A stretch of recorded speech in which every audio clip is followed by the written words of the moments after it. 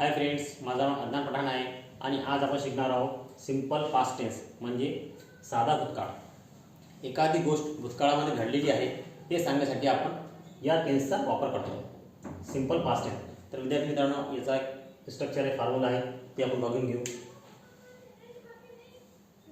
Subject, त्याच्यानंतर V2, त्याच्यानंतर object. Subject म्हणजे कर्ता, V2 म्हणजे क्रियापद दुसरं रूप आणि ऑब्जेक्ट म्हणजे कर्म। समजलं? आता याचा एक वाक्य घेऊ।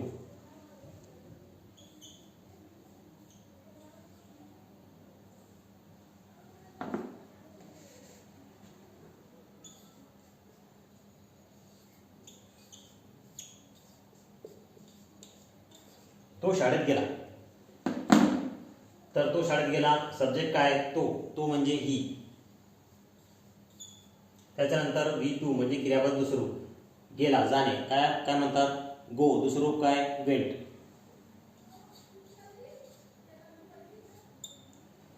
त्याच्यानंतर काय? ऑब्जेक्ट काय? शाळा, शाळेत म्हणजे टू स्कूल। तर काय झालं आपलं वाक्य? He went to the school. समजलं? तो शाळेत गेला, ही वेंट टू स्कूल। आता दुसरं वाक्य घेऊया।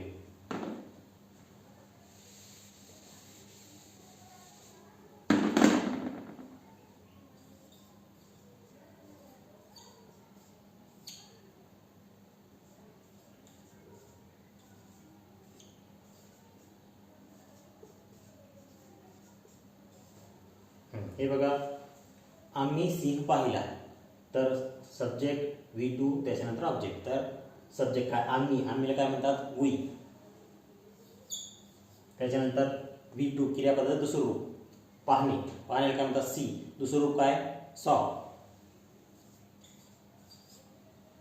सब्जेक्ट झाला, वर्ब झाला, त्याच्यानंतर काय? ऑब्जेक्ट काय? सिंह, लॉयन।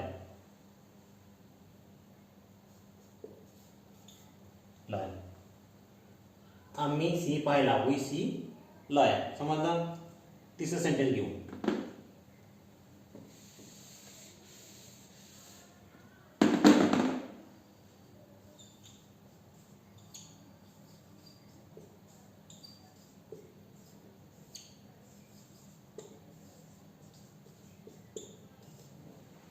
मी क्रिकेट खेळलो। तर सब्जेक्ट काय? मी म्हणजे काय? आय। त्याच्यानंतर काय? वर्बचं सेकंड फॉर्म, खेळणे, काय म्हणतात? प्ले। दुसरं रूप काय? प्लेड। त्याच्यानंतर काय? ऑब्जेक्ट काय? क्रिकेट।